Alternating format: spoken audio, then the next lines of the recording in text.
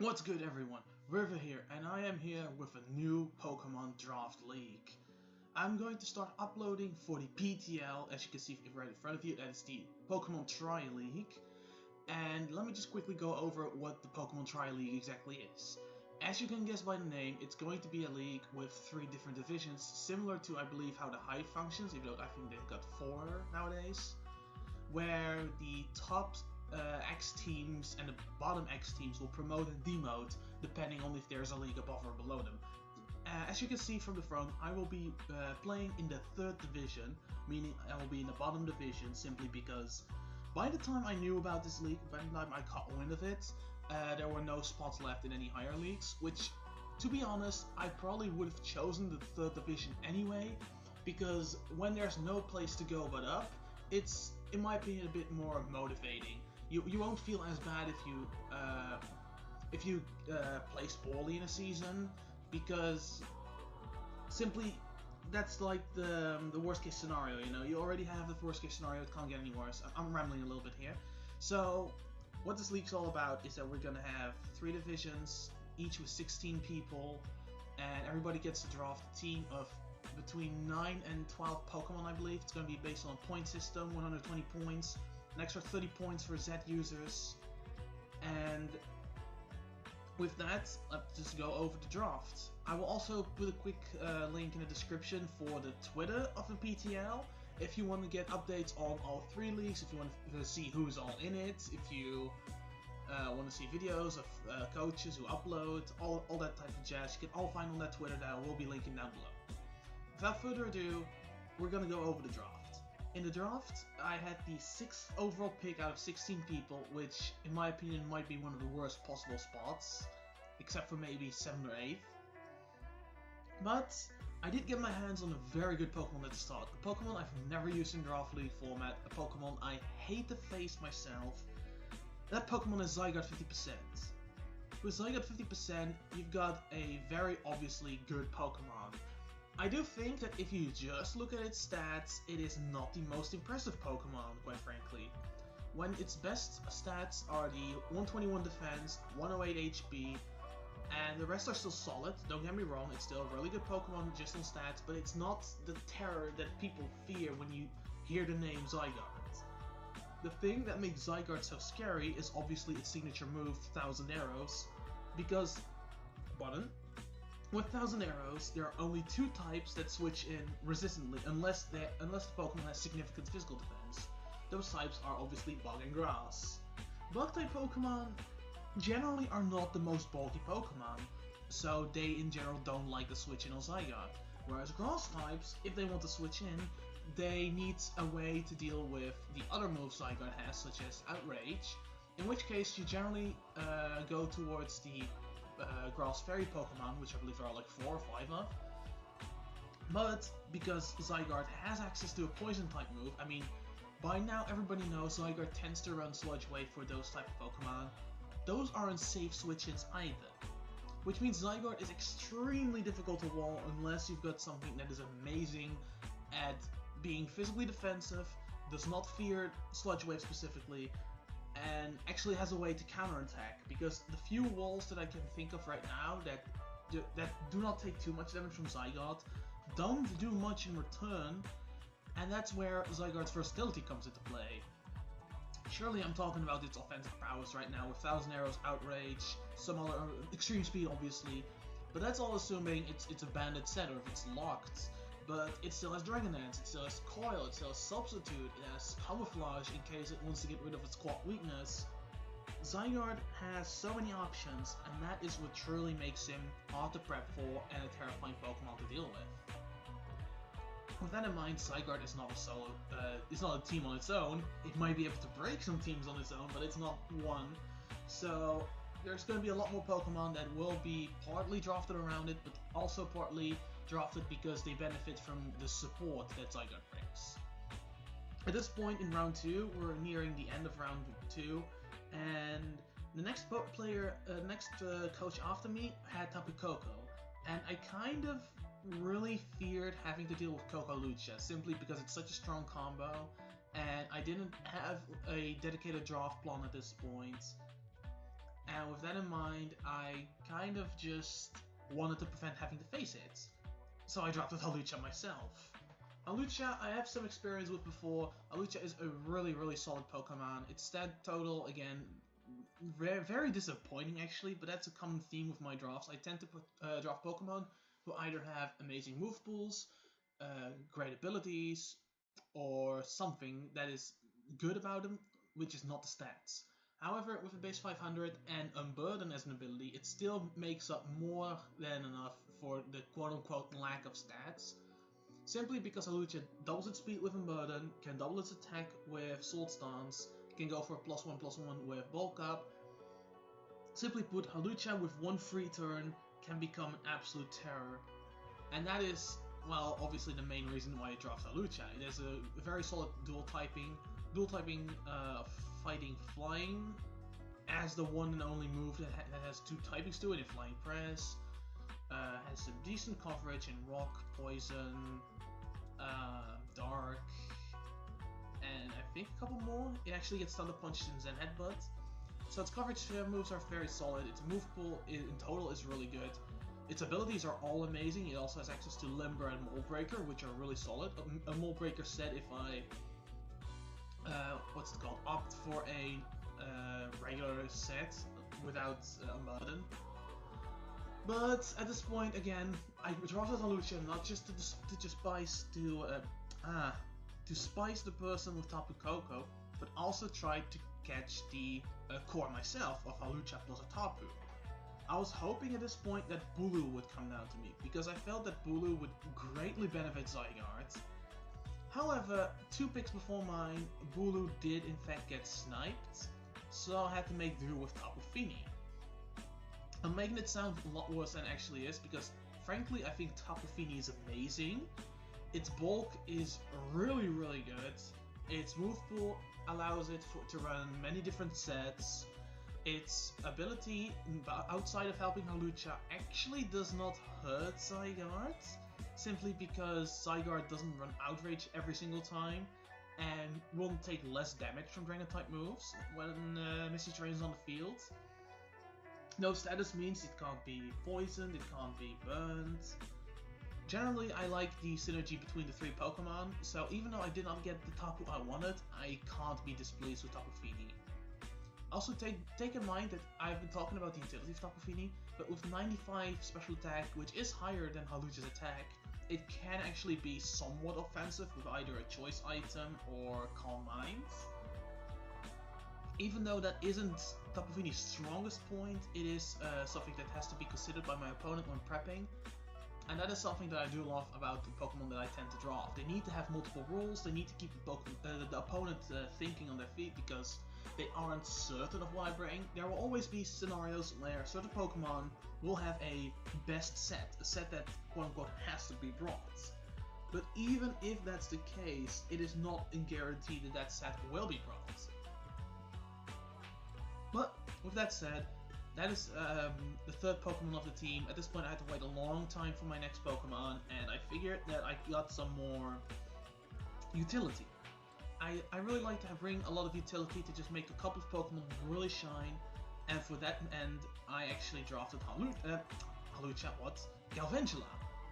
Same ending on, same A at the end. Anyway, with Galvantula, there's not really a whole lot that has to be said. Sticky Webs, Thunder with almost 100% accuracy, and yeah, a couple of niche techs which you're probably not even going to see this season. It's a very straightforward Pokemon, very solid speed tier, which helps with the Zygarde and I guess the Hawlucha if it's not running on Burden. And Sticky Webs obviously allowing me to sometimes put some less emphasis on speed and a little bit more on either bulk or power, which will allow my Pokemon to either live longer obviously or get the sweep done, like get the job done when it comes to breaking down walls. I really don't think there's much to say. I really love Galvantula, I love Sticky Webs in general. Generally I do prefer Ribombee, but I felt in this team I had more, more benefit of having a electric type on my team. A fossil electric type is something that I tend to forget about when I draft, so I'm glad I got one early on. And even though it's not the strongest electric type, it is a more resourceful one.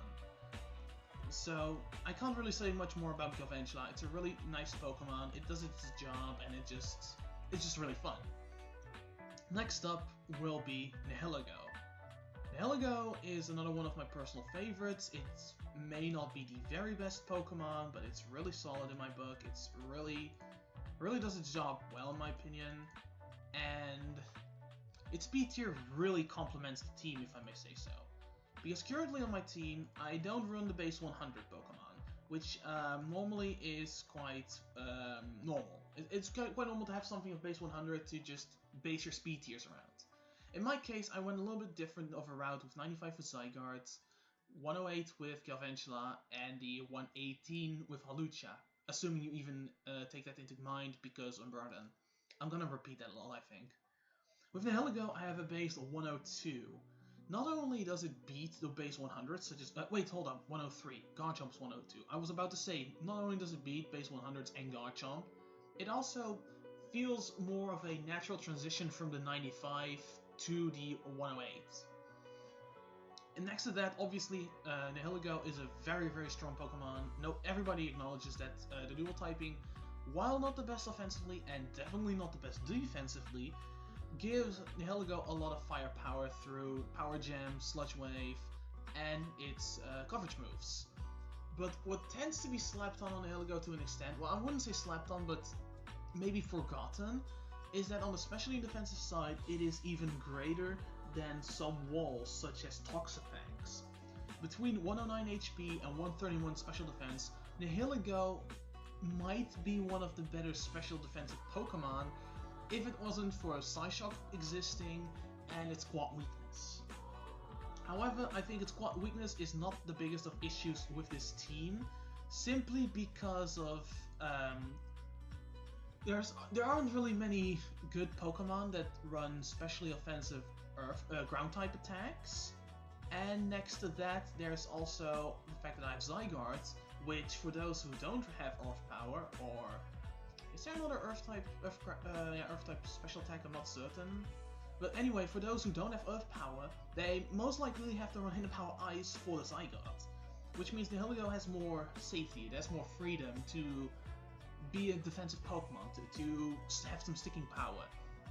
Next to that, Nihilego is also one of the best hazard setters. Well, not one of the best, but one of the best I was willing to draft at this point. Between Stealth Rocks and Toxic Spikes, which I think are two amazing hazards, I think Nihilego has a lot of supportive options. And again, that is kind of the theme of my draft. I want to have Pokemon that help my team in a way that they have offensive pressure, but they also have something else to do.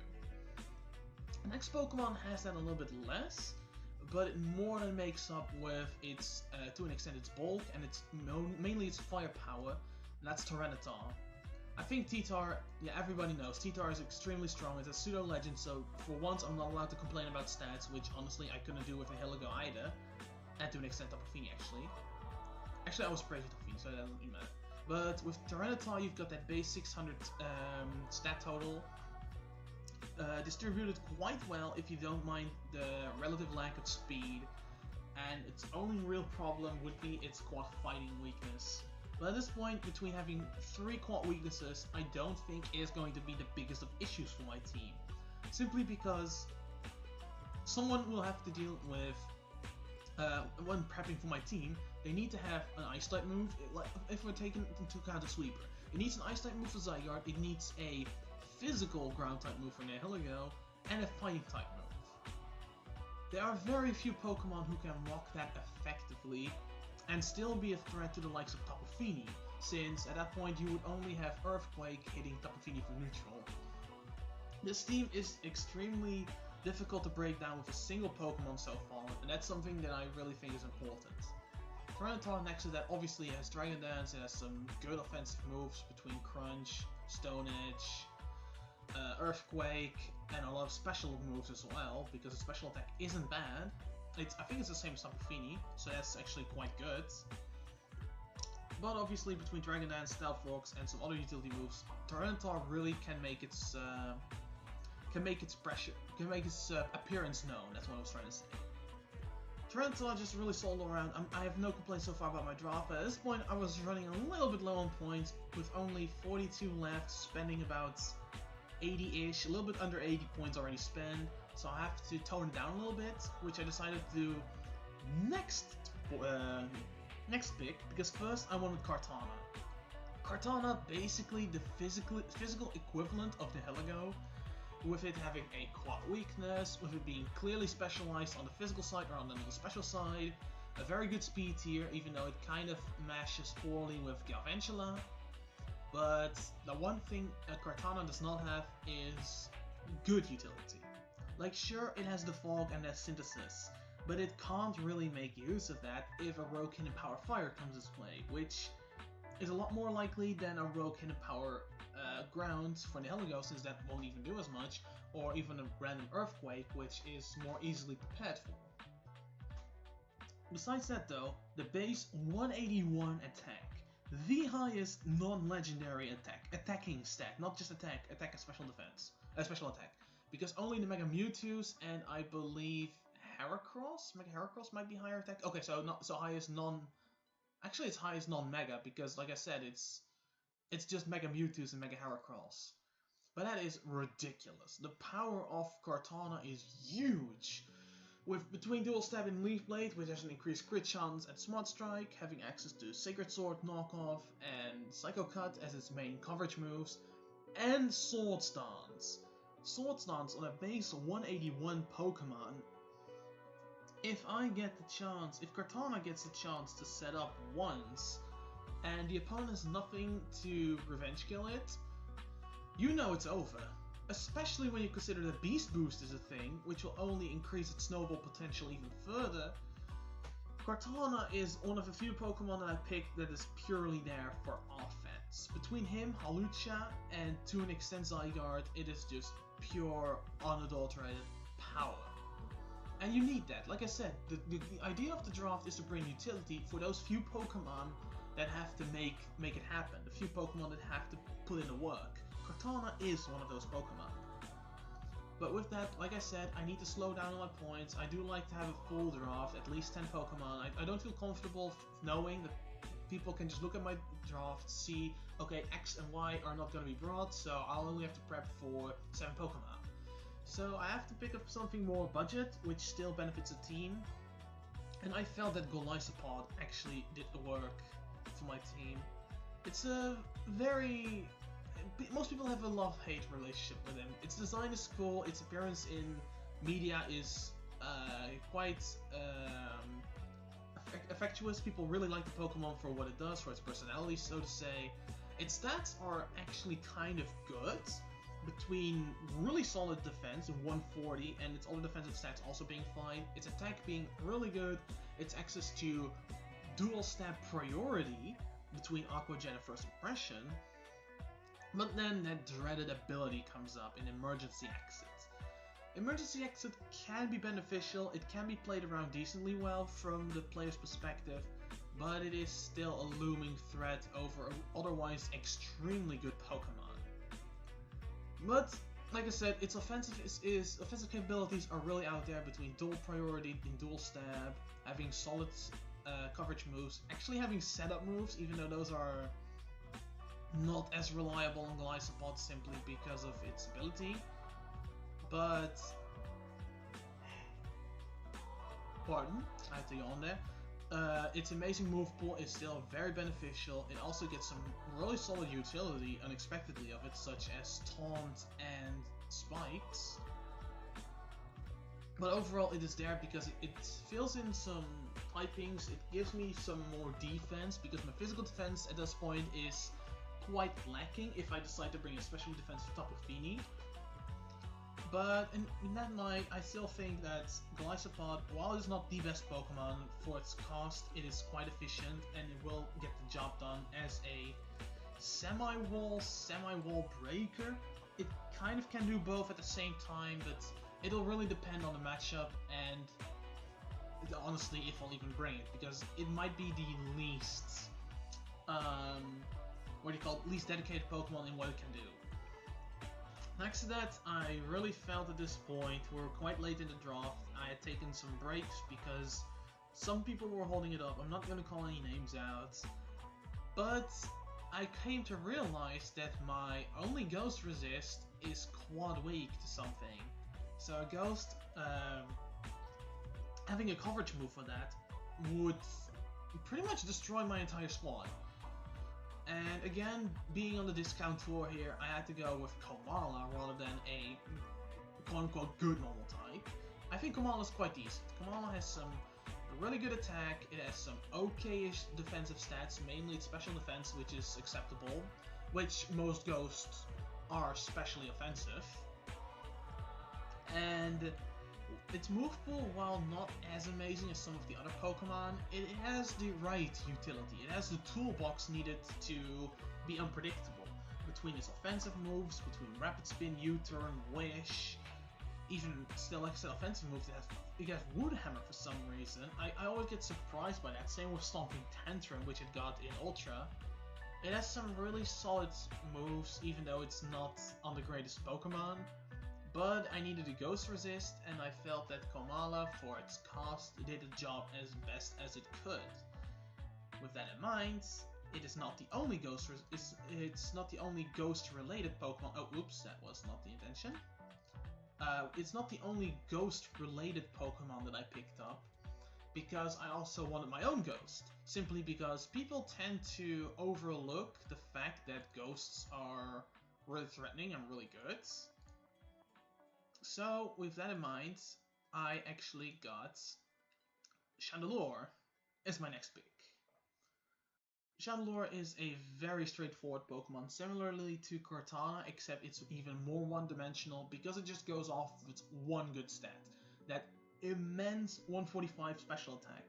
Again, it's not as strong as Cortana, but it's more dedicated to the cause. You know, not as much really, because, well, the thing is, Cortana still might do other things. It might set up Sword Dance, it might go for the Fog.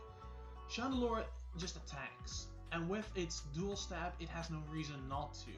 Between Fire and Ghost, there are very few things that can switch in on Chandelure, and its raw power will even hit the strongest of walls relatively hard. I think even something like a Blissey could get 3 or 4 KO'd by Fire Blast, which is immense, because Blissey is meant to be the all-out answer to any special attacker that doesn't have, like, ridiculously strong Psyshocks. I really can't say much about Chandelure, to be honest. With the later Pokemon, I've noticed there isn't really as much to talk about, because they've become more simpler picks. The utility is gone. Chandelure, you know, it generally runs dual stab with a choice item, with maybe Trick or maybe a substitute call Mindset. It really doesn't do anything special. There's not much to talk about with Chandelure. And with that, I have 1 point left, and I tend to always pick something with 1 point in the point draft system, and they tend to come across as a bit of meme picks. But for once, I just embraced it, and I went with Trapinch. Trapinch is not a good Pokemon. I'm not gonna try to make it sound amazing, because there is no reason to do that, because it's not. But it can do something, at least. It can actually, what do you call it? It can trap people. Just as the name implies. It has Arena Trap, it has that base 100 attack, just as strong as Flygon, and a Stab Earthquake. So it can hit anything that is weak to ground, and just OHKO them. But, yeah, it's kind of a meme pick. I'm not even sure if I'll bring it this season. I'm not sure what its goal going to be. It just looks really funny. I think it's a really cute Pokemon, and maybe it'll just do the work. With that in mind, there's one more thing I have to discuss, and those are the Z users. Here we go. For my Z users with 30 points, the points being my English isn't perfect. Being based off the cost of the targeted Pokemon, I opted to go with Zygarde 50, simply because Zygarde's Z move was the best Pokemon I could give it to on my team. Then I had 12 points left, and I opted for Golisopod and Trapinch, because I didn't feel like giving it to Chandelure. Like, it wouldn't have been a bad call, but I didn't feel it, and I don't think Komala with Z moves is good. so I opted for the next two Pokemon, which are Gliscod and Trapinch. Gliscod obviously can make use of it very well with Liquidation, with its First Impression, with its signature move I was trying to say, or its coverage moves. A Trapinch just, because I had the extra points, because removing Z-Axis from a Pokemon doesn't cost me one of my free agencies, I was willing to just give it a Trapinch. And with that, this is the squad I'll be rocking with this season, until free agents are allowed, which will be after week 3, I believe. With that in mind, this is a squad, and I hope you guys enjoyed this video. Do take in mind, for this league, I will be doing both team builders and battles, and those will be going up each Friday and Saturday. So 1 week from now, we're gonna get the team builder for week 1, and the day after, you will get the battle. So with that, I'll be off, and I hope to see you guys with the next video.